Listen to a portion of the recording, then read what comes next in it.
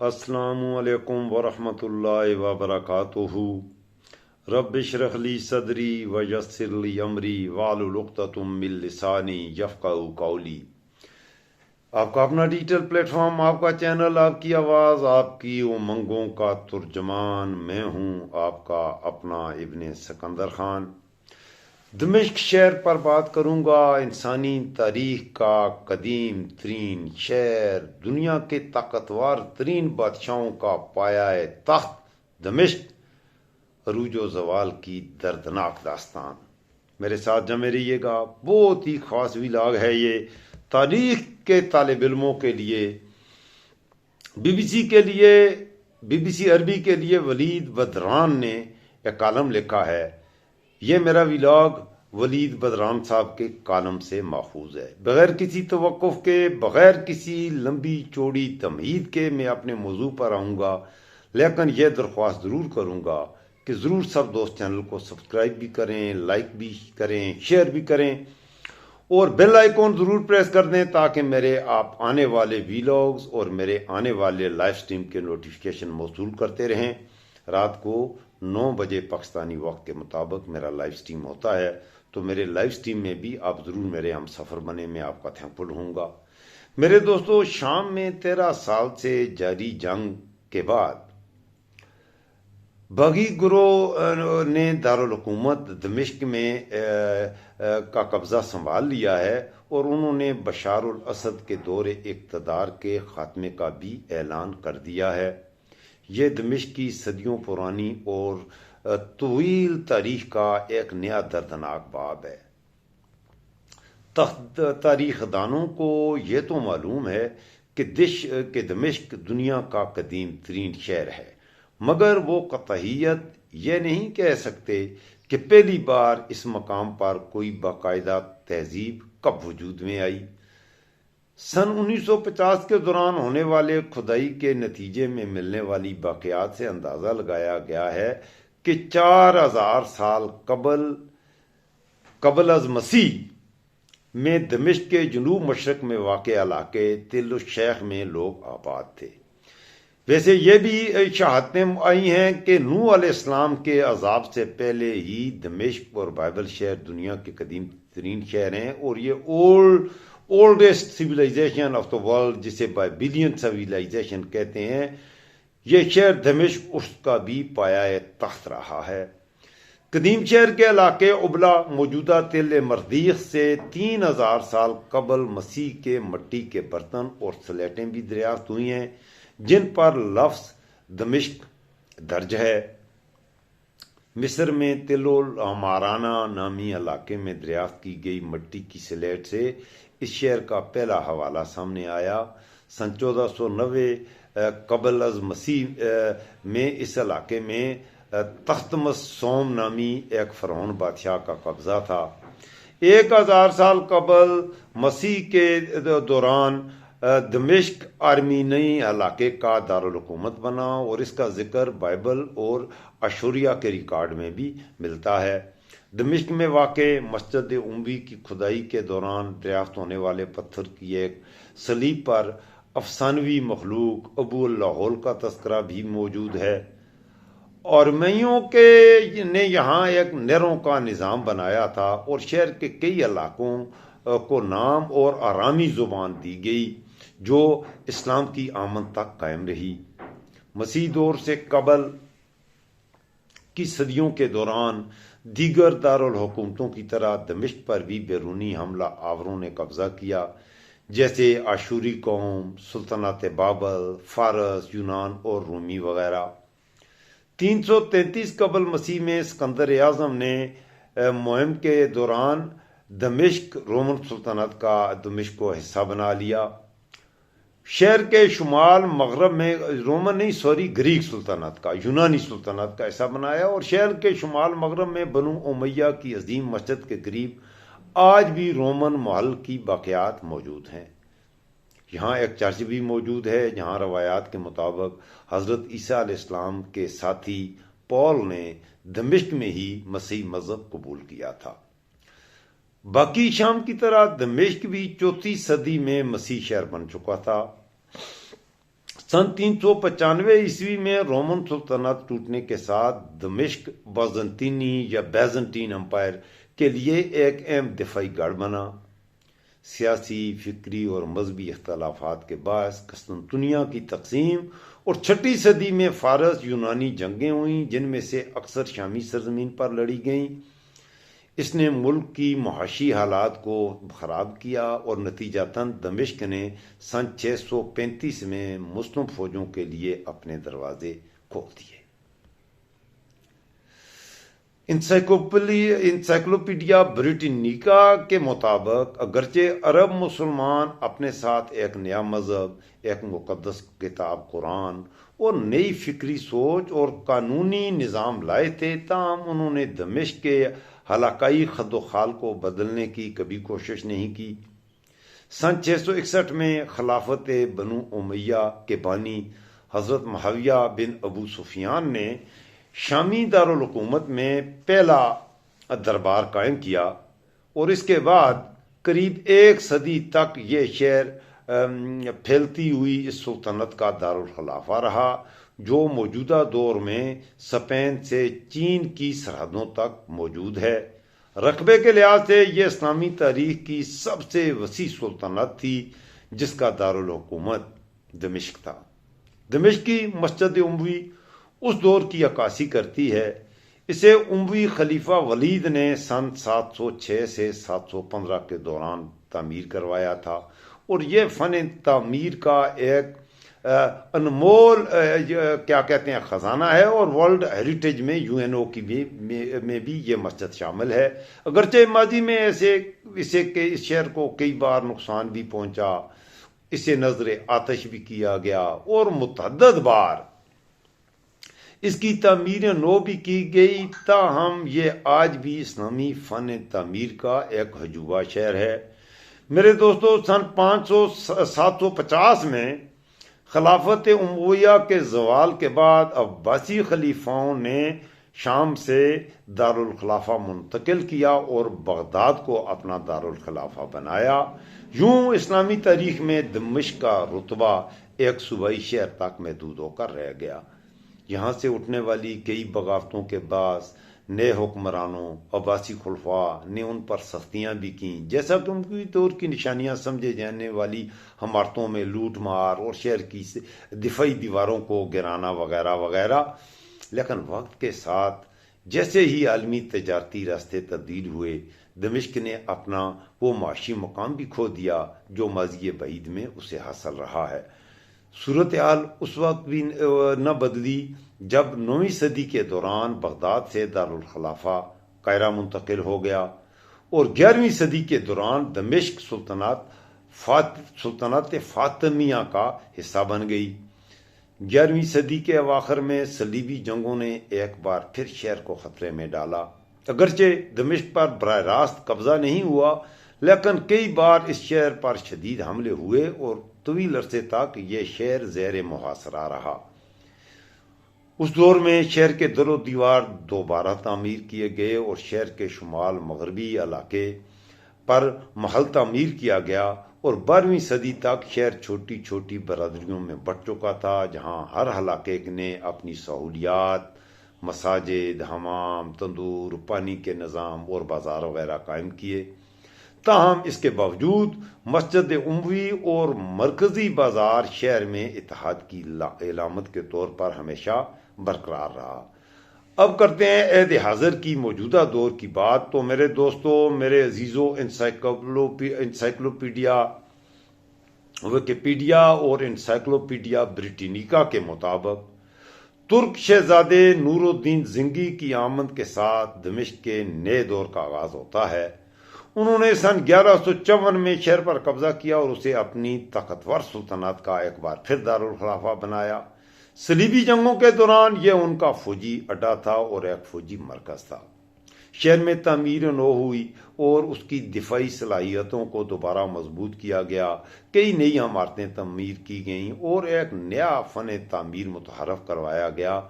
دیگر خطوں سے نقل مکانی کر کے آنے والے کئی افراد نے یہاں آ کے سکونت اختیار کی۔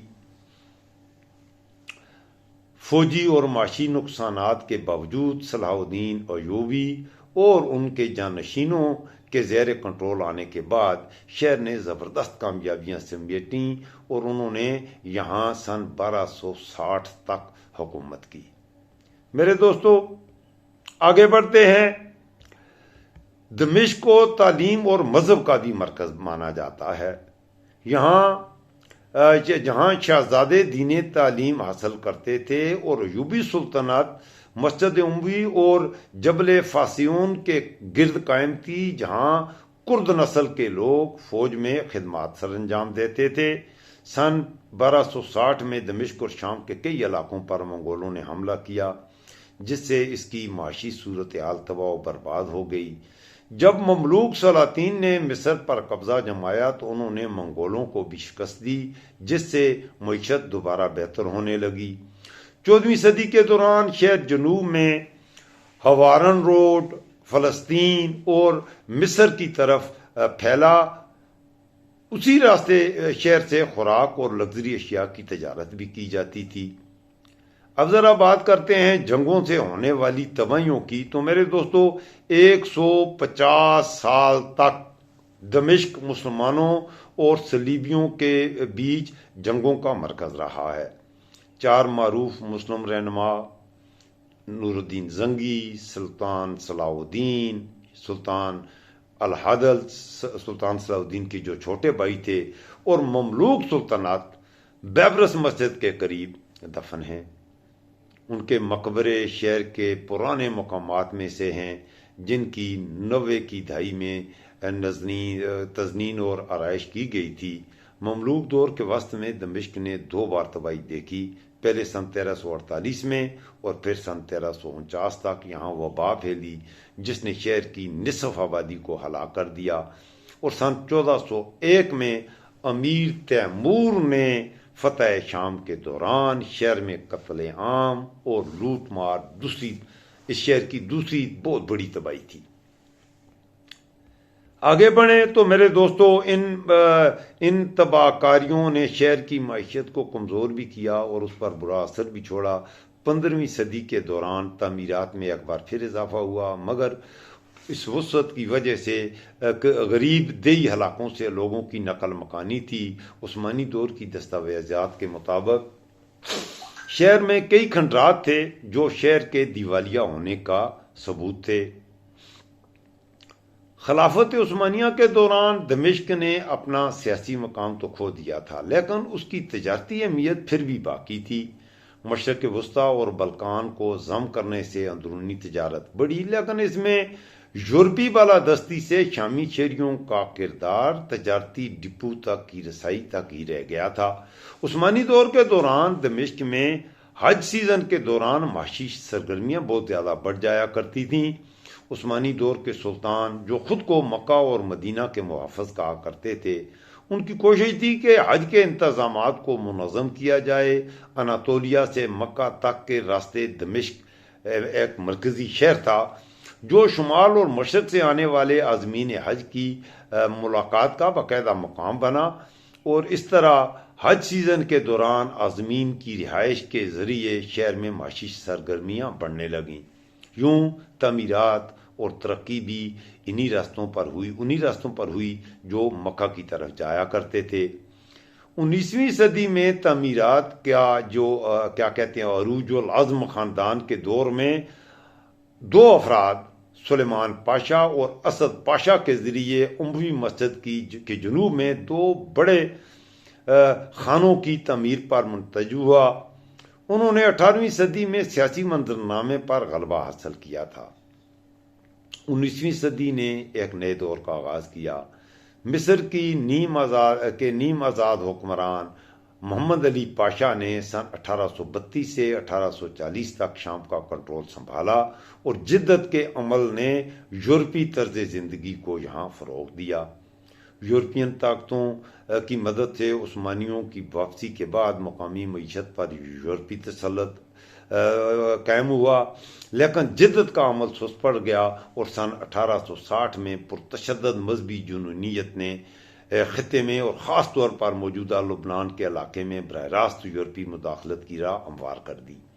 عظیم عثمانی مسلح مداد پاشا نے 1878 میں جو گورنر بنے، انہوں نے شہر کی بہتری، گلیوں کو وسعت دینے اور نکاسی آب کو بہتر بنانے پر کام کیا، اور 20ویں صدی کے اوائل میں جرمن انجینئروں نے دمشق مدینہ ریلوے تعمیر کی، جس نے حاجیوں کے سفر کو 5 دن تک محدود کر دیا۔ گزشتہ صدی کی بات کریں میرے دوستو تو پہلی عالمی جنگ کے دوران دمشق عثمانی اور جرمن افواج کا مشترکہ ہیڈ کوارٹر تھا۔ اس سے قبل اور جنگ کے دوران دمشق میں عرب قوم پرستی بڑھی اور دمشق عثمانی مخالف تحریک کا ایک مرکز بنا۔ مکہ کے فرمانروا فیصل نے عرب بغاوتوں کی حمایت کے لیے یہاں کے خفیہ دورے کیے، اور فیصل کے والد نے یہ تحریک سن 1916 میں شروع کی تھی۔ جوابی اقدام میں عثمانی کمانڈر ان چیف جمیل پاشا نے 6 مئی سن 1916 کو 21 عرب قوم پرستوں کو پھانسی پر لٹکایا، اور آج بھی یہ دن یوم شہداء کے طور پر شام میں منایا جاتا ہے۔ عثمانی سلطنت کو برطانوی اور عربوں کی مشترکہ جارحیت سے یہاں پر شکست ہوئی، اور ستمبر 1918 میں شہر کو خالی کر دیا گیا، اور سن 1919 میں ایک آزاد شامی ریاست کا اعلان کیا گیا جس کا دارالحکومت دمشق تھا، اور فیصل کو سن 1920 کے اوائل میں بادشاہ مقرر کر دیا گیا۔ شام کی بادشاہت زیادہ دیر تک چل نہ سکی، کیونکہ پہلی عالمی جنگ کے دوران یورپی طاقتوں نے سلطنت عثمانیہ کے صوبوں کو آپس میں تقسیم کرنے کے لیے خفیہ مذاکرات کیے تھے۔ شام پر فرانسیسی تسلط قائم ہوا، اور دمشق میسلون کی جنگ کے بعد 25 جولائی سن 1920 کو جنرل ہنری گوورڈ کی فوج کے ہاتھوں یہ شہر لگا۔ دمشق نے فرانسیسی قبضے کے خلاف شدید مزاحمت کی، اور سن 1925 میں شہر پر فرانسیسی بمباری کے باوجود 1927 کے اوائل تک مزاحمت جاری رہی۔ ایک نیا شہری منصوبہ تیار کیا گیا، پرانے شہر کے گرد ایک جدید رہائشی علاقہ بنایا گیا، غوطہ کو الگ کر دیا گیا جہاں شامی باغی باقاعدگی سے پناہ لیا کرتے تھے۔ اس جدید شہر میں یورپ کی سماجی، ثقافتی اور تعمیراتی طرز زندگی نے روایتی طرز زندگی کا مقابلہ کیا، اور بالآخر روایتی زندگی معدوم ہوتی چلی گئی۔ شام میں فرانسیسی تسلط کے دور میں شدید سیاسی سرگرمیاں بھی دیکھنے میں آئیں، جن میں لبرلزم، کمیونزم اور عرب قوم پرستی وغیرہ شامل ہیں۔ دمشق کے شہریوں نے اپنے ہم وطنوں کے ساتھ مل کر اپنے ملک کی آزادی اور واحد عرب ریاست کے وسیع تر مقصد کے لیے ہمیشہ جدوجہد کی، اور اس مقصد کے لیے وقف باس پارٹی کی بنیاد دوسری عالمی جنگ کے دوران دمشق میں رکھی گئی۔ اپریل 1946 میں فرانسیسی افواج بالآخر ملک سے نکلیں، بلکہ انہیں نکلنا پڑا، اور دمشق ایک بار پھر آزاد شام کا دارالحکومت بنا۔ میرے دوستو، کمزور شامی جمہوریت خطے کے بڑے سیاسی ہنگاموں کو برداشت کرنے کے لیے تیار نہیں تھی، خاص طور پر سن 1948 میں فلسطین کی تقسیم، اور فلسطین کے ساتھ ہی وہاں پر ایک جو ریاست اسرائیل کا قیام، اور عرب اسرائیل جنگوں کے بعد یہ حالات بگڑتے چلے گئے، اور سن 1949 سے 1970 تک کئی بغاوتوں میں کئی رہنما اقتدار میں آئے اور اقتدار سے گئے۔ مصر اور شام کی قلیل مدتی انضمام متحدہ عرب جمہوریہ سن 1958 سے 1961 کے دوران دمشق کے بجائے قاہرہ کو دارالحکومت بنا دیا گیا۔ سن 1963 میں باس پارٹی بغاوت کے ذریعے اقتدار میں آئی اور سوشلسٹ اصلاحات کا تجربہ شروع کیا۔